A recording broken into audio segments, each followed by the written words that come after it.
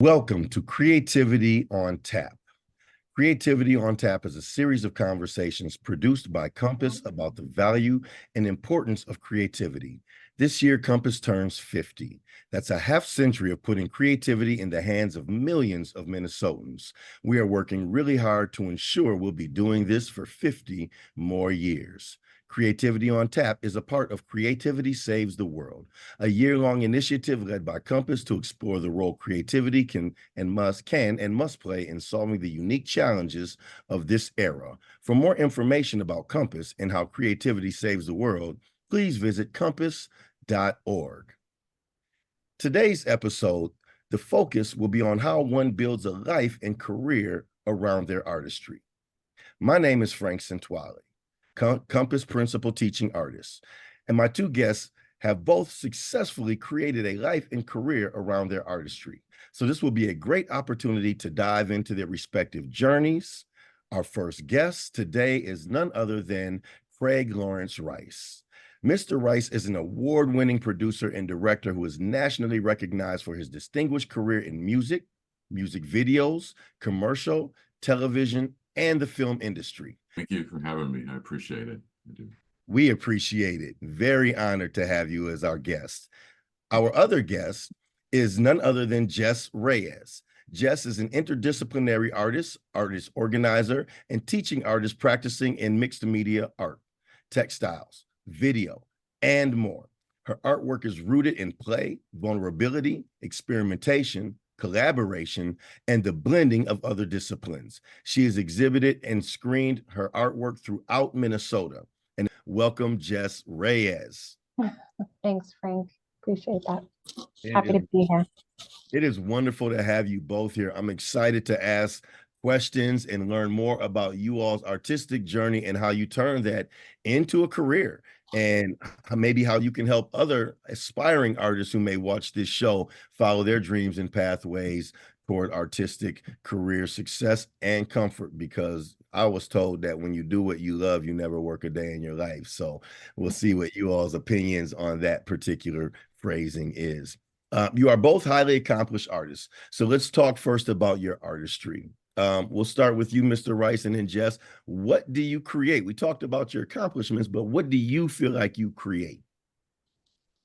What I try to create, or have tried to create, both in film and television, and I've done theater, and obviously I have a music background too, it's really tried to communicate work that supports humanity. I've always tried to tell stories, and I think that for me is what drew me to film initially as a child, and then ultimately into my adulthood. And I think it keeps me focused, because I think stories are how we as people learn. I don't know if we learn another way. And I've been a professor now for almost 20 years. I think it's always about the stories, and I think that that's what I try to do. I wish that, I mean, I've done photography, I've done other things, but I think my major creation has always been some type of storytelling, some type of either film, TV, theater, whatever.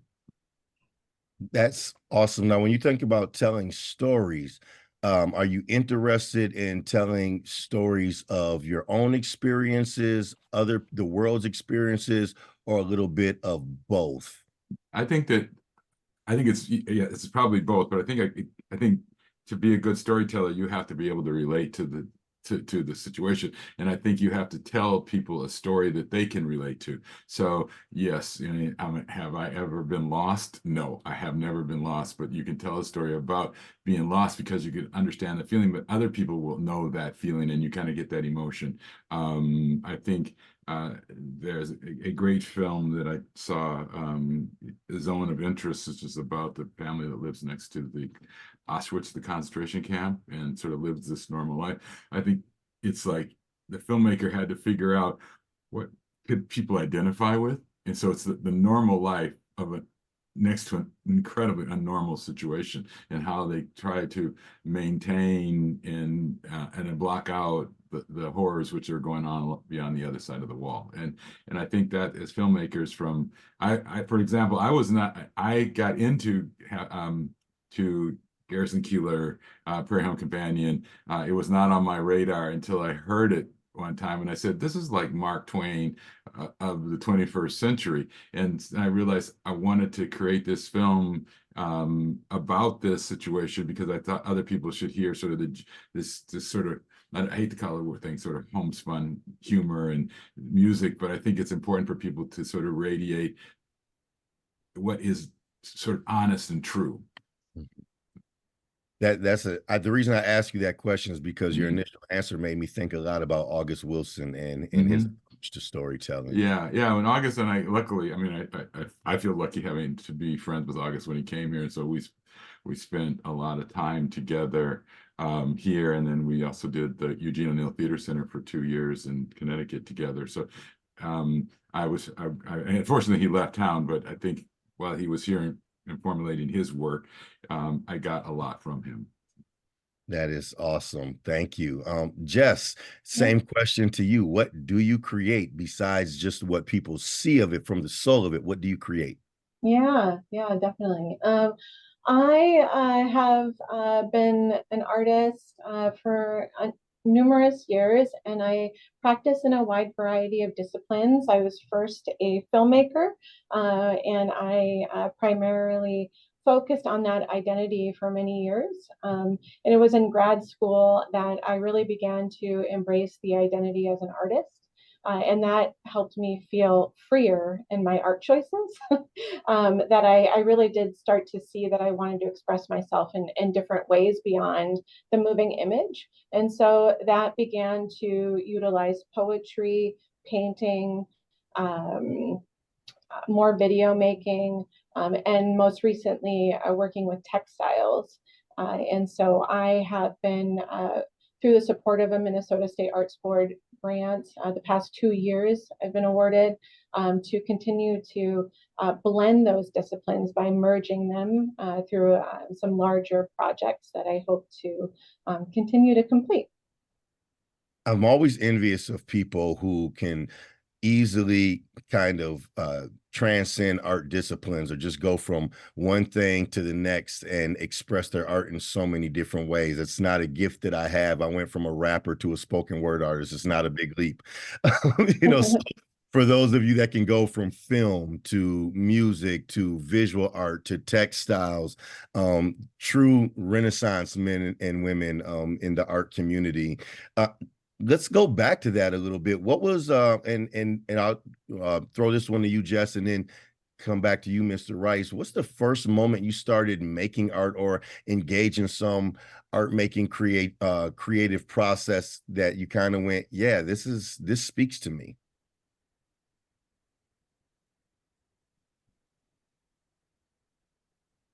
That's a good In the question. Wayback Machine of your mind. Yeah. Yeah.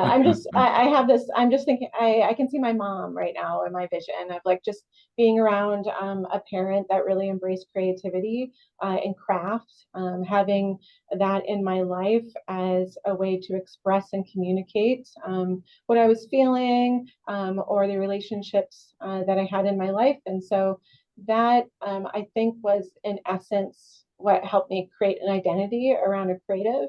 And I knew also that film was something that I loved, and I have loved film since a child. Growing up in California was very easy. The LA area that's just kind of rooted, and sometimes the lifestyle. And I think that I just knew that I was going to go into film, and so I pursued that as I continued into college. And I feel fortunate that that's Do you, how it all ended up. do you remember when you received your first camera? My first camera. Well, I don't work in like traditional film capacity. So Okay. my first cameras were like point and shoot. There was always like a video component, so little Kodak cameras that my mom could afford. They were like, I don't know, $80, and that seemed like a lot of money, in the early 90s. And so that's what I used when I first started. Was not a traditional, was a home digital point and shoot camera. Yeah. Okay. And Yeah. that was it. You were like, That this is was it. I just wanted to make really poorly looking home videos.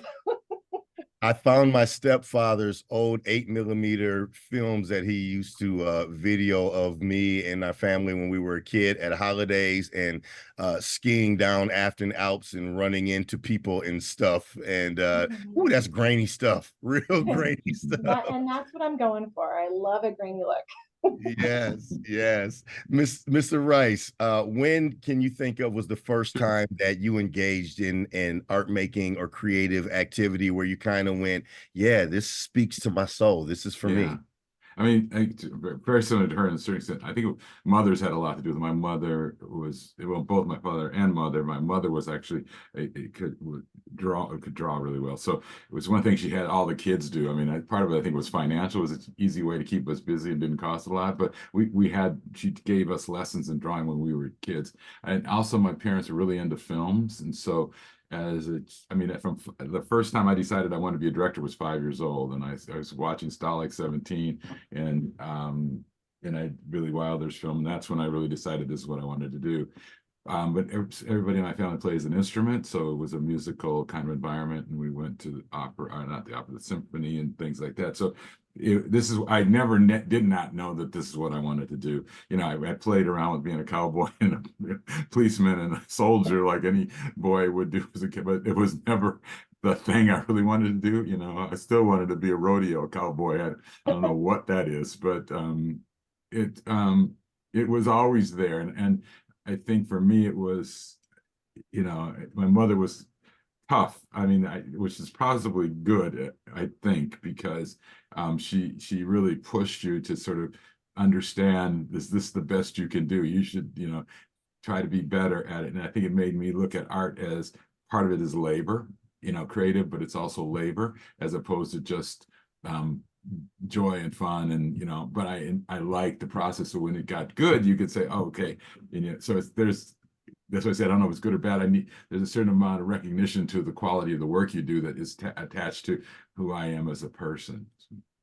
Makes sense. So it seems that both of you knew at a really early age and influenced by your mothers and by your home environment that kind of informally this was what your passion was. And either of you can go first on this. What was the first moment that you looked at yourself formally as an artist or formally as an art creator? I'm sorry, but I don't know. Probably not till later on in life. Right, right. You know, I mean, and part of it for me, and I've got children and stuff, as you know, but so I think it was art became a way to make a living, you know, to a certain extent. And what you said earlier on, I think is really good. People don't always think of making film as an art form. Film is an art form, just like painting, just like music, just like, you know, sculpting. I think a lot of people look at film as a commerce product and not looking at it as an art form. I always look at it as an art form. So I guess from the time I started, I saw it as art. I just had to sort of figure out, having a child young, was how can I make money in this business? And then I can tell you exactly. I take that back. I was doing a project for a theological seminary, which is in St. Paul, or in north of St. Paul. It's a school, and the director of there, Wilson Yates, heard me talking in the halls when I was doing a piece for them that I denied being an artist. He said, "Why do you say that?" I said, "Well, because I'm just doing this. This is how I make a living." He said, No, it's clearly that you're an artist and you need to really embrace this and respect this. This is like a calling. You were called to create like this." So I was probably in my early 30s when that happened. Okay. So I lied before. So don't. Um, and then I'm drawn to when you said as a kid you also would play, like, you know, cops and robbers, cowboys and Indians. I hate to even use that term, but that's what it was when you know when we were little. And even then, like, you're being creative, like the imagination, you have to create everything. And, you know, I remember we would take sticks, and those would be the toy little pistols, right? Until I got my first cap gun, and that was, huge. So even as a child in that process, you were creating art and probably mimicking what you may have seen in the television shows or in the picture shows. Yeah, no, that's true. We used to have, I have like 8 brothers and sisters, so I come from a big family. So we used to put on our little productions in the basement. One of us would play the piano, and we, draw, because we can draw. So we draw these kind of cartoons and project them on the wall with music. So yeah, as kids we did that, and but again, I didn't really connect that idea that this was art. I mean, I guess because and she can probably relate to this too. I think what happens is that artists are somebody else. They're these people that are on the walls, or that made the record, or wrote the book, and you're just a kid trying to stay occupied. Stay out of mom's way. Yes. So true. So true. I Just was thinking about artists are in museums, like when my mom was creative, but we didn't go to the museum. I didn't really understand what an artist's life was or could be, but I knew that I identified with creativity. I just didn't understand what the identity of an artist would be in terms of like a lifestyle or an identity. I think that, I feel like I always wanted to tell stories. I always wanted to draw and paint and create things. And even when I was in film school, I saw art as an art form. I think I went to the wrong film school. I probably should have gone to art school, but I was really interested in the idea of filmmaking, and so I just went with what I knew and what was closest and what was most affordable to me, which was Long Beach State. um, and that I knew other people were going to film school there as well. And so I was trained to work in Hollywood, and I felt conflicted about that. I knew that as I was finishing school that this was not the direction I was going to go as a filmmaker. And so I didn't major in production. We had like different tracks. I majored in feminist film theory. I also studied screenwriting. I was really interested in sort of the structure of film, so I really got into more of the theoretical components, or the study of film history and representation of culture and people on film. And so that kind of maybe put a veil over this identity as an artist, because I was rooted more in sort of the idea of what film is, even though I had a screenwriting component as well. So I wanted to create film from the I guess the floor up per se. And I but it, After I finished film school, I moved to the Twin Cities and I started meeting other people, other creatives. I wasn't interested in getting connected to the film community yet. I started meeting other people who were artists. And I was like, oh, these are my people. I think these are my people. And I knew I wanted to go to grad school. And I felt like I used grad school I created my own degree in a liberal studies program at the U, where I could sort of unlearn components of traditional filmmaking by studying experimental film, more feminist film theory, working on creating video essays, really coming from a place of the personal. And that's when I started to identify as an artist, was in that realm of grad school. And I think that what your background is what more filmmakers should actually do.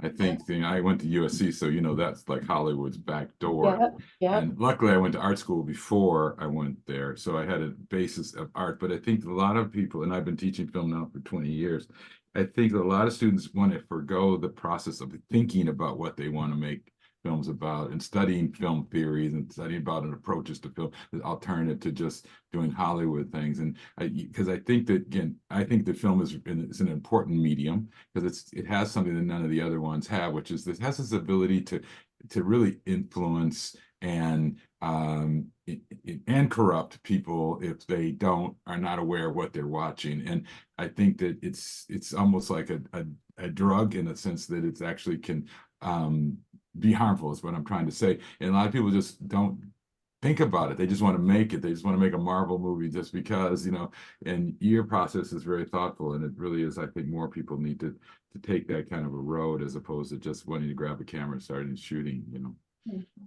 Both of you take a very artistic approach to the work of filmmaking or just art creating. And I'm just wondering, were there role models or other people in art or film art that you all looked up to and kind of said, yeah, this person's path, or going off the beaten path is something that I aspire to do with my own creativity?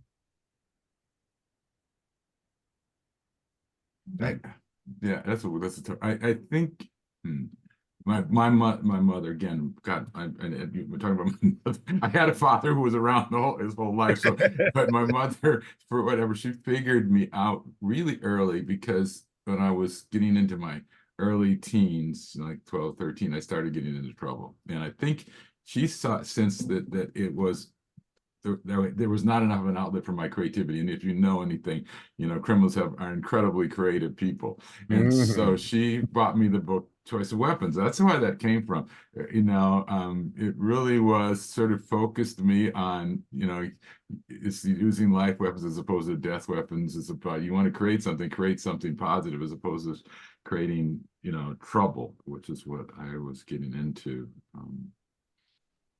That is so we talked a little bit before the podcast about how when you were producing in HBO for HBO and filming Half Past Autumn, Robin Hickman, who I actually grew up from Soul Touch. We grew up on the same block together. Oh yeah.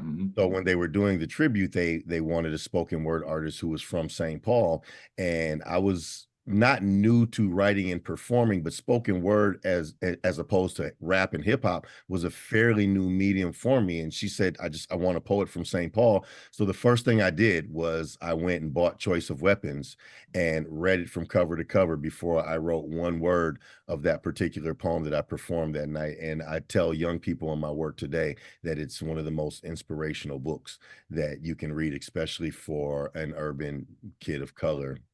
No question. So every time you bring up that particular book or Mr. Parks or that particular documentary, it just goes really near and dear to my heart, because it started me on the pathway to doing everything that I do in art now. So off the beaten path. I thank you for that.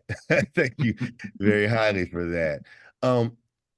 Jes, what were some of the challenges you encountered? You talk about kind of your steps and going to school and then kind of figuring out what you wanted to do. What were some of the challenges that you encountered along the way, or were there some moments of doubt? I think being an artist, and finding that path, there's always challenges. Partly because you need to make a living, and it's not always easy for a creative to make a sustainable living from their art form. And so for a long time, had a dual career. I worked in social services, and I worked as a mental health case manager for many years in Minneapolis, while I was going to grad school, while I was establishing my creative career. And I think one of the challenges was really connected to, well, was I going to be able to make a living from it? And so it became part of my identity to not necessarily see art as my what is the word I'm looking for? Struggling here. I wasn't identifying art as my economic I wasn't going to depend on it economically, if that makes sense. I wanted it to, but I didn't want to stop doing art because I wasn't making money from it. There's a lot of folks who just stop making art because they're having trouble selling their paintings or what have you, or my films aren't getting accepted into festivals and things like that, or I'm not getting grants for the films that I'm applying for. I mean, I would apply for numerous grants, be a finalist, and not be able to get the funding to make the film. And so I had just started to decide that I needed to make my work no matter what, that I needed to stop waiting for other people to fund me. And so that challenge made me only reaffirmed that idea of DIY, do it yourself, and that you still need a community to do that. You can't do that alone, but you need to be able to find the resources to be able to show up for yourself so you don't lose that, or I didn't lose that part of who I am as an artist and filmmaker.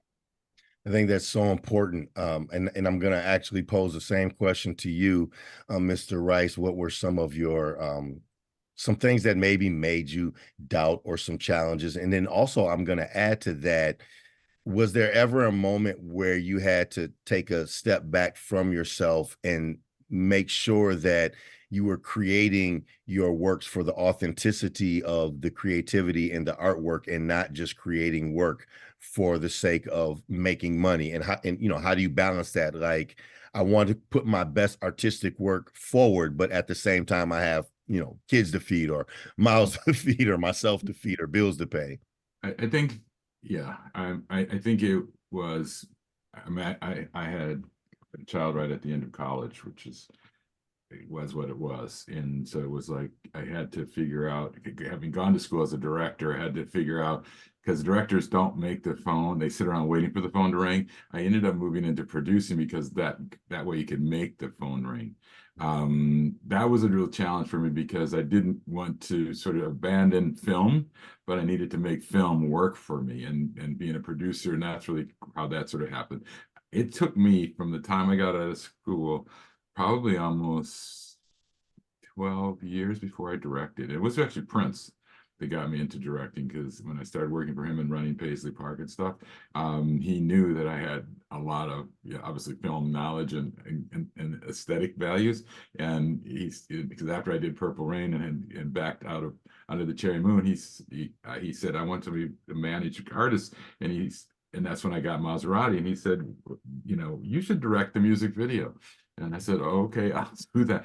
That really was what it was. Or I don't know if I would ever direct it again. I mean, I have 4 kids, and they're adults now, but it was really, I didn't want to abandon film, as I said, but I knew that I had to get real quick. I always tell people, you have to buy diapers. You have to buy diapers. Yeah. So they can go a couple of days without eating, but they do need diapers. So the reality is that. But I've done other jobs. I mean, I worked for Dunwoody. Even after I did Half Past Dunham, I worked for 4 years for Dunwoody Community Technical College as the head of their diversity recruitment for students and stuff like that. So, but that stuff also reinforced. Again, like I said, I only can make films about people. I'm not an abstract thinker. I know that in my life, because I did initially go to art school, as she was saying, but I can't make things that I can't relate to aesthetically. And one of my brothers is an abstract painter. I can't think that way for whatever reason. I try, and I find myself faking it. It's like I can talk the talk, and it's the void of against the back absentee of. I mean, I can do that because I went to art school, but it wasn't truly me. I found myself. So I just think that you talked about people who want to be artists and want to try to make this. I think you got to, first of all, study, work hard, and believe in yourself that you have a vision, not like somebody else's, but your own vision that's important to the process of life on this planet we call Earth.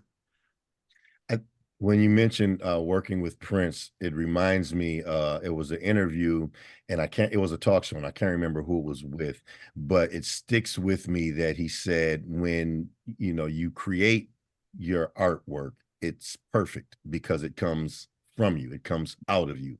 And it's only when others start to critique your artwork and plant that seeds of doubt of the imperfections that they see and what you created to be perfect the moment that you decided it was done.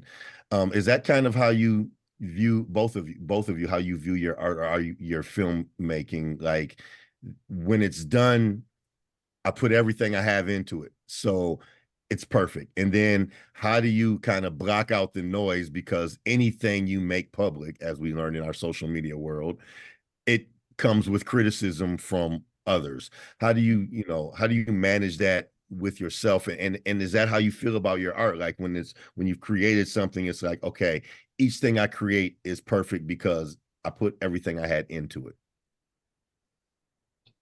I definitely don't think my art is perfect. And if I did, I would that would that would be a weakness. But is it perfect for you? Yeah. Right. It's it in as a container, I think that it represents something about me, and that I think it's important to acknowledge that it does take a process, though, to get to that point, to feel comfortable with the final piece because of how we grow up or how we learn about art or how, for example, film, figuring out what kind of film is the kind of film that you like, but also that you want to see yourself feel connected to make.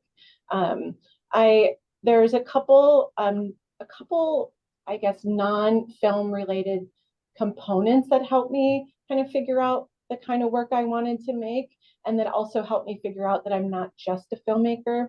It is Helene Cixous, a French feminist theorist, wrote an article called "The Laugh of the Medusa," and it was really about transforming storytelling, and that storytelling, if it comes from a place from the body, if it comes from a place of within, we can transform what we put on screen, what we put on paper, what we put on canvas. And this is my paraphrasing, my interpretation of this article, to just reconstruct the stories that we tell that come from the personal. And that's how I knew that that was the kind of work that I wanted to create, was personal. Um, and that subjectivity was really rooted in where I wanted to be. And so I naturally gravitate towards works that are maybe a video poem, a video essay, something that comes from like first person cinema is where I come from. Okay. Yeah, I Uh, think yeah, that I'm sorry because of the Prince thing is obviously I know it really well. It's been that's where we were going. it's more than a decade and a half with him. It's part of it is that he it was, and I think what you got from him is that you had to push yourself to empty yourself of all the creativity, all the knowledge, all your abilities to make a work. If this is the best you can do after you've emptied yourself into it, then for you that is your perfection. Now, Mm. other people will come and say, you could have done this and could have, and some of them are right, and you learn from that.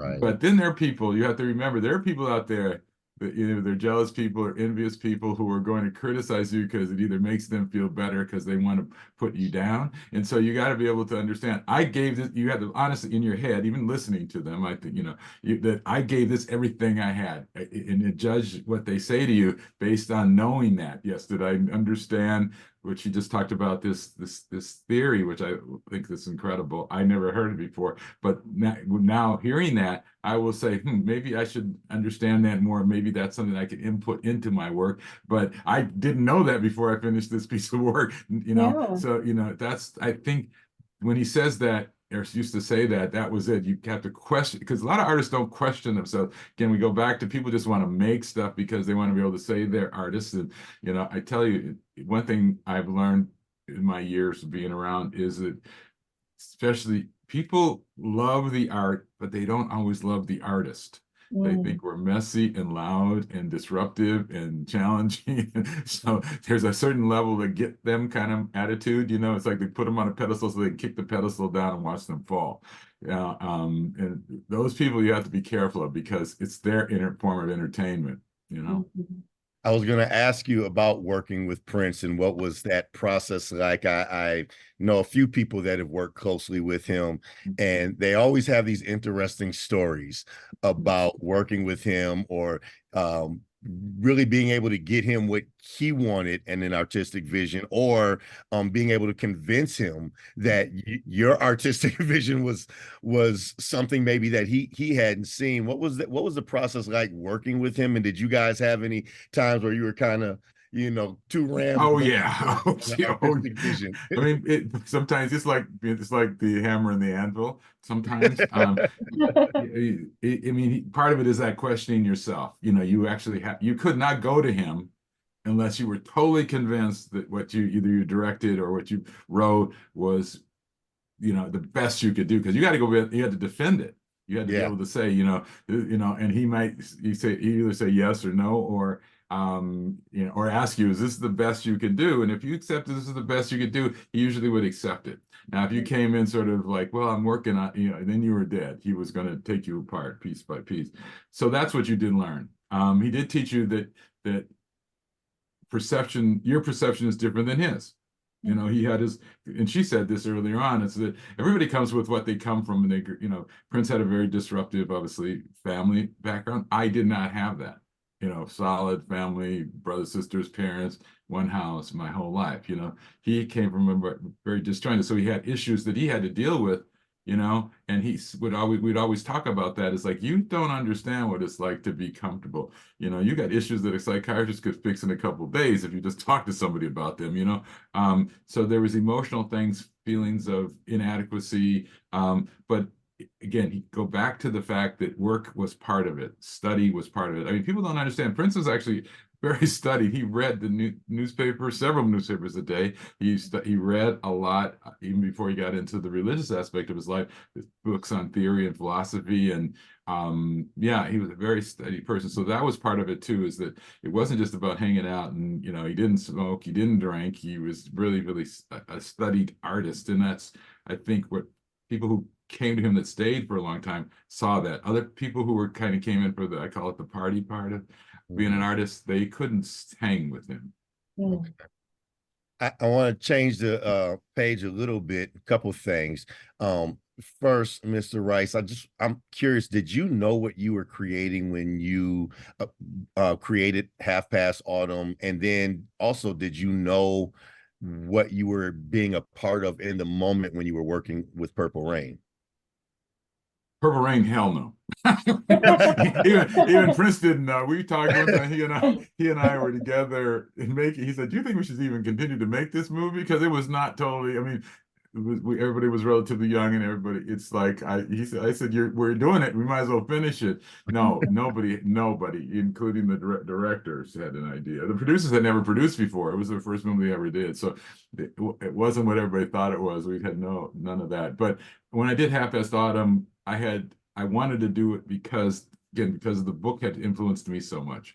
I had a chance while I was in college to meet Gordon Parks. I told him I wanted to make a movie about him, and when I got out of school in 1980, it took me almost 20 years to get to that point where I had enough juice to get that thing started.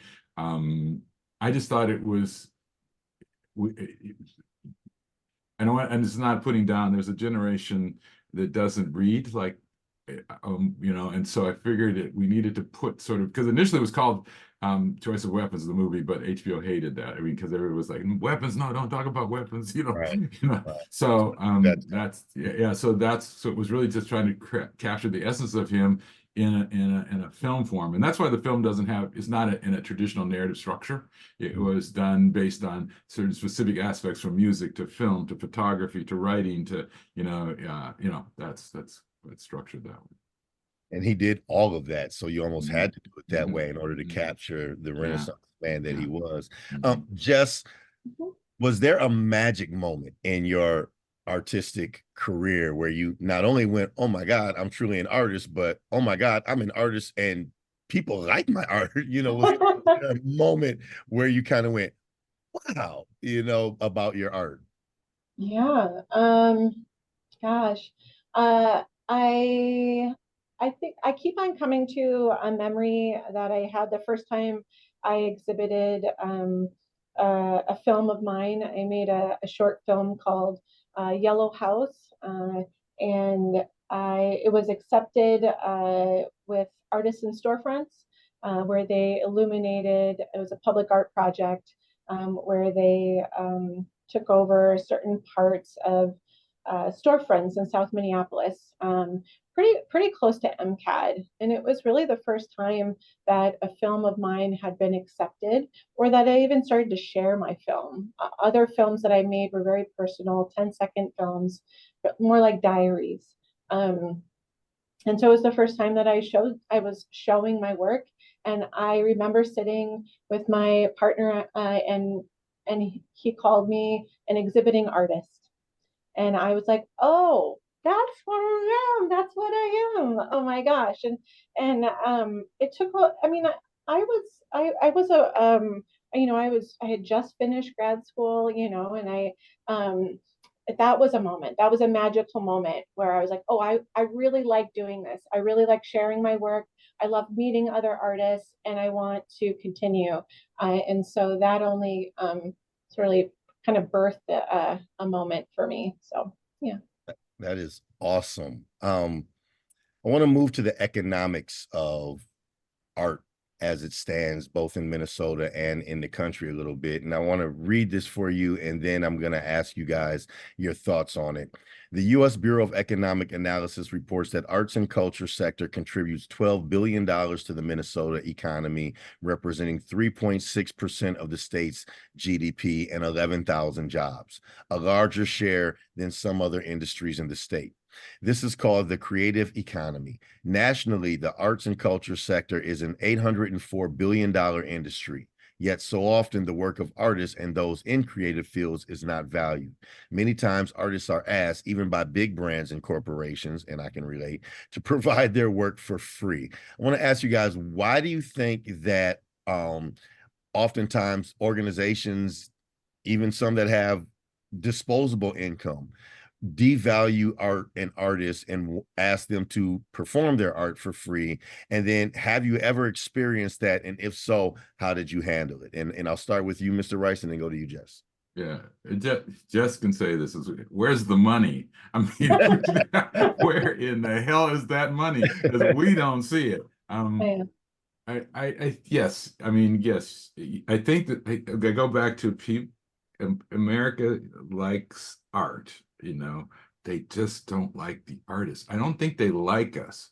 I have had to come to that. They look at us like we're still kids playing, and why would you pay a kid to play?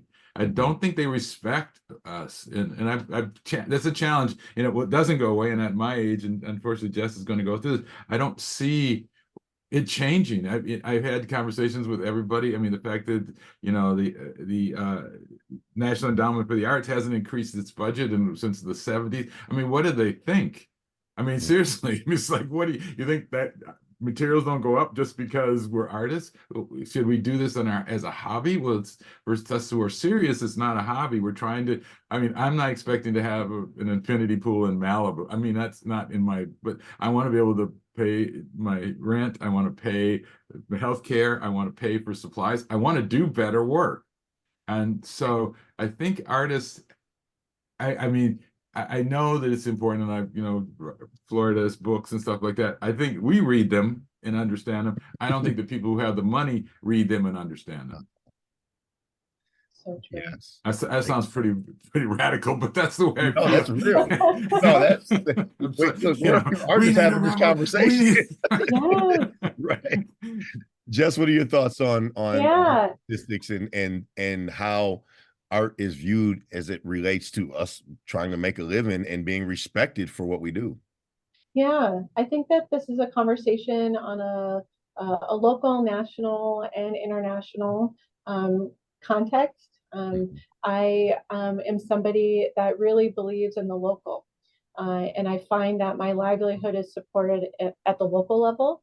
And so that means, I'm not making a full-time living from the Minnesota State Arts Board, but I've definitely been awarded grants to help pay for my studio practice. And it took me years to be able to write a grant that somebody would say, oh yeah, I can invest in them. I didn't always get awarded grants. So I feel fortunate that I've been able to sort of build what I call an income bucket as an artist. I think an artist in this day and age needs to diversify how they make an income in order to make a living as a full-time artist.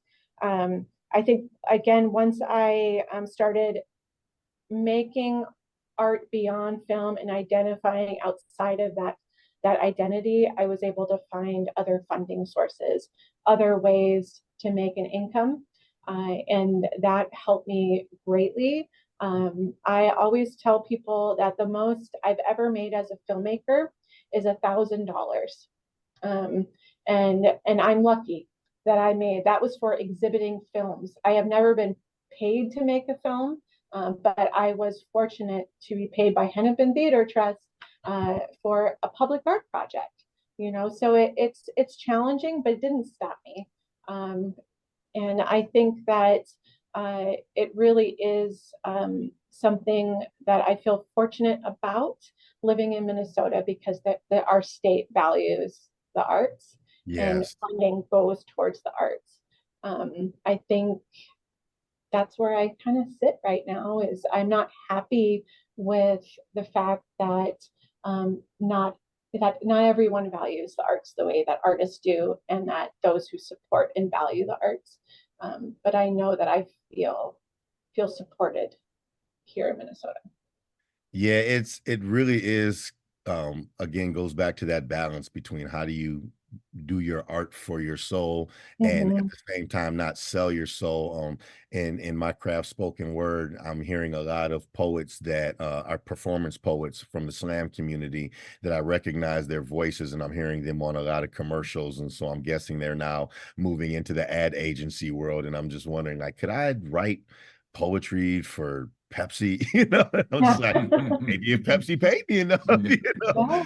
Um, I also want to say, as I listen to you all, with it being Black History Month, being February, and that conversation kind of brings me to how so many of the artists that we study in the art world that were part of that era, not just in Harlem, but all over urban epicenters of the United States for Black artists during that time between, maybe not late 19 teens and the early 1930s, right before World War I, even late 1930s, and how many of those artists ended up going bankrupt, or we look at their work in museums and study them in history books, but they never tell the story about how those artists died broke.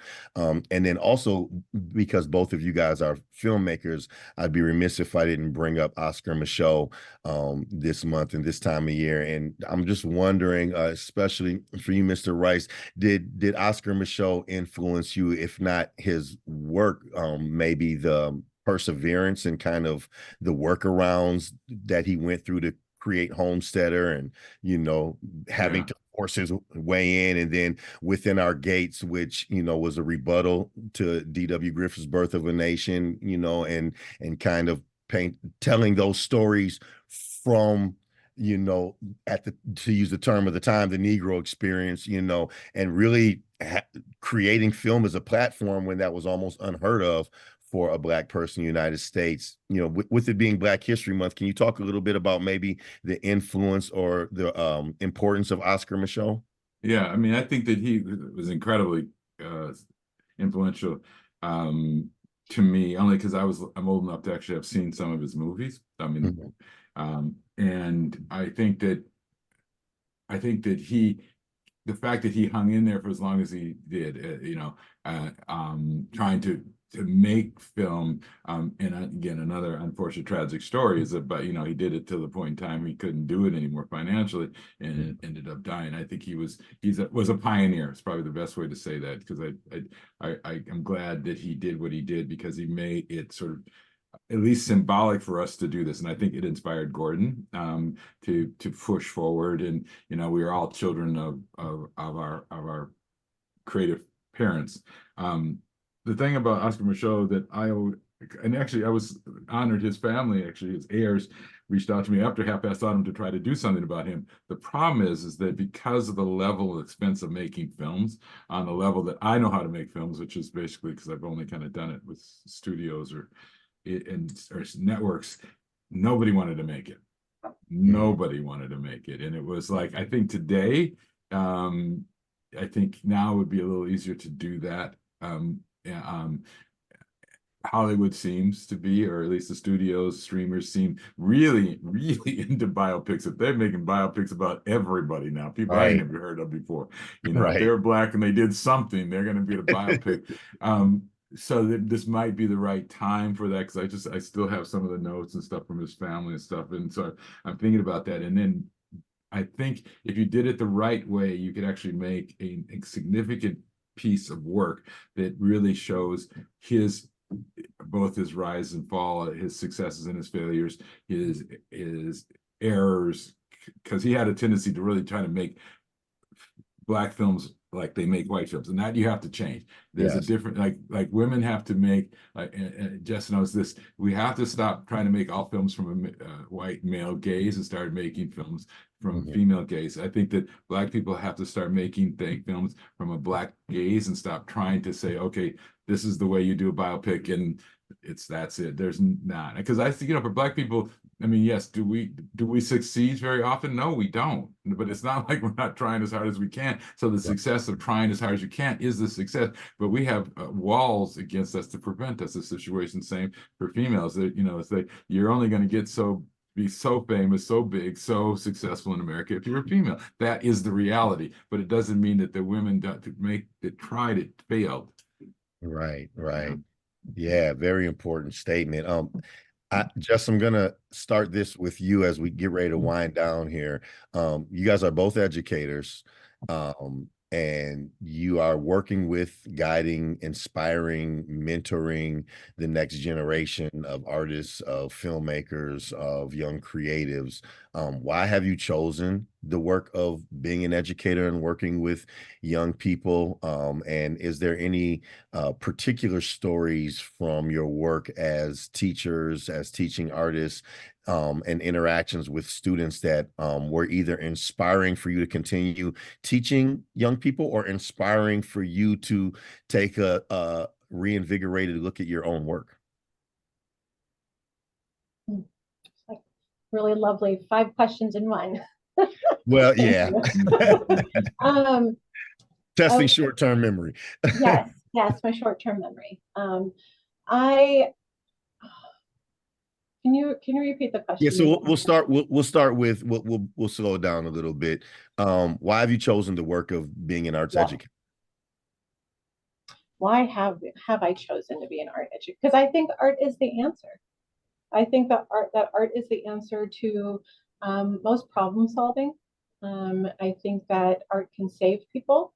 If I were to think of a story, it would be connected to running Avivo Artworks, an art studio program in South Minneapolis that supports folks living with serious and persistent mental illness, and being able to create space for people who had lived experiences of multiple marginalized identities, and could find solace and community in an art studio where they could be themselves and feel comfortable saying, I'm an artist and I'm also in a community with other people who know what it's like to live with schizophrenia. And those are the kinds of experiences that I have found as an art educator that are really unique, that I've been in communities and spaces like that have been able to use art as not just a community builder, but a skill builder, and seeing people over like relationship building. I think it's a form of relationship building that I've been able to experience as a teaching artist that has kept me continuing to create spaces for opportunities around art.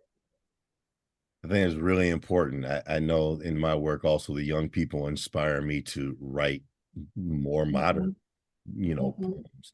Mr. Rice, why have you decided to continue with being an arts educator with all of your accomplishments?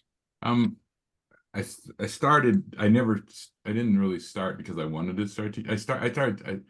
It's weird. I started teaching while I was still at MCTC. I was a TA for a film studies class, and the teacher died in the last 4 weeks of school, Mm. before the last 4 weeks of school. And the school was trying to find somebody to finish, but they couldn't in that short a period of time. So they asked me, would I do it? And so I taught, and there was something about that that sort of intrigued me. So I taught that. I taught at St. Kate's. I taught women in film at St. Kate's right after that. So people started asking me if I would teach. I don't have any ego in teaching. I think that that's one part of it. So I want people to learn is all I really want to do. So I don't hold back. And then I didn't teach again until 94, when I was teaching at McNally Smith College of Music, music business. I created the curriculum for that because I realized that the music industry had changed so drastically that unless kids learn the business in a school environment, they wouldn't be able to survive. Because the contracts are so sophisticated, the business had become so sophisticated. It was a multi-million-dollar industry now, and it wasn't about just playing in a band in a club. And then I just kept teaching people. I was one mother. My first year of teaching, one mother came up to me and thanked me for teaching her son. She said, "You saved my son's life." And I think that for me was probably the moment that I said, okay. And it wasn't, he didn't become famous. He didn't, it was just, it gave him motivation to go on in life. And that's kind of, that's what I do. And so I don't see myself not teaching anytime soon, but that may just be an age thing. At some point in time, I will get tired of it, but I haven't for 30 years I've been teaching, so I'm not tired yet. So. I always say we don't choose our profession as educators, it chooses us. My mother and father were both educators. My mother in St. Paul Public Schools, my father at the University of Minnesota, and I did everything I could to not be an educator. And yet here I am. So it chose us. um, uh, Looking into your crystal ball, and we'll start with you, Jess, and then you, Mr. Rice. Where do you see the role of artists in society in 10 years, in 50 years, in 100 years, if we're all still here and the earth hasn't shaken us off like a bad case of fleas, as George Carlin once said? Where do I see? I see art and artists transforming how we see the world and how we connect and relate to each other. I think the more that we can embrace not only having a lifestyle of art, but also a lifestyle of supporting the arts, will only better society and bring more people together in unity. So that's my utopian answer. All right. No, mine is similar, actually. I mean, I think that artists are important, like priests, bishops, clergy. I think that's because this was a calling. I didn't decide. I wouldn't have chose this as a life if you look at all the lives out there, this would not be something I would have chosen. Either an international gangster or a wealthy entrepreneur or something. No. I think, seriously though, I think that it is a desire to see the world a better way and to see it as a better place and to mirror that to people, to shine that light on people. It's what artists really, really do. I mean, real artists, not people who are just trying to exploit and capitalize and commercialize situation, but really, I believe that if we don't tap in, and to your point earlier, if we don't tap into our collective humanity as people on this planet, and artists do that. If we don't do that, I mean, we're in serious trouble, and we're serious trouble now, but we will be more serious trouble if artists don't ramp this up and start getting people to feel something towards each other. Yeah, isn't that kind of, I think, what we've always been here to do? I think that Euripides Medea and Zora Neale's Janie would probably have some interesting conversations about how men treat women. And, you know, we're talking thousands of years apart. Yeah. And so, Yeah, yeah. and that's what we do is, I think, you know, try to be the Libras of the society zodiac and try to keep it Right. I mean, balanced. look what I mean, trying to do with books. I mean, books first. I mean, you know, it's like somebody had an ad in the Sunday paper, whatever. Books don't come up behind you, make you read them. You know, I Right. mean, so Yeah. what is this whole thing about getting rid of books? Like there's something Yeah. that, you know, it's like that's how, I mean, that's where we are as a world, that's where we are as artists now. And so we have to fight that fight with our artistry and continue to do what's there to show people, you know. So important. Final thoughts for each of you, if you could offer through this particular podcast today any words of guidance or encouragement to anyone who wants to make art and creativity, art making central to their lifestyle, but doesn't really know how to get started, what would you say to someone who doesn't know how to get started or doesn't think they can do it, but has a passion for making art how they make a living? I think I would start to acknowledge art as a practice. That art is not just a noun; it's a verb, and that we show up for our art. And I think that's what I would encourage someone first is to learn how to create sort of a lifestyle around art because it does become it's like someone being a vegetarian. You know, like you show up for that value. So I would encourage people to find value in having art in your everyday. And I think that's really important. Just like you take a walk at, you know, or you get in the car to go to Target to get your groceries or whatever. So I would try to encourage someone to look at it as simply as possible. And that would be the first step. And then getting to know your art community. Who are the other artists in your life? If you don't know who they are, start asking around or going to local galleries or different art spaces that aren't museums, and just kind of get a feel for what's out there. I think she's right a lot. I think first of all, I think everybody is creative. I do believe everybody's creative. I don't believe everybody is an artist though. An artist is again is a specific dedication to the creation of these products and the interpretation of them. I think that an art community is important because, and you should be able to, it's friends or family or acquaintances, you're going to draw from them because it's like going to the well. It's like everybody's around the well in a village community. I think artists should study. I think artists need to work hard. I think artists need to basically understand that you're going to pull from everything and so there's no originality. It's only the originality is what you interpret that piece to do. So don't feel bad about yourself that you actually are pulling from all these different sources. I was talking to somebody, a filmmaker, I said, you can, as a filmmaker, you can pull from music. You can put, you can make a visualization of something that you hear, and that's okay. It's just it's how you do that is what makes that your piece of work.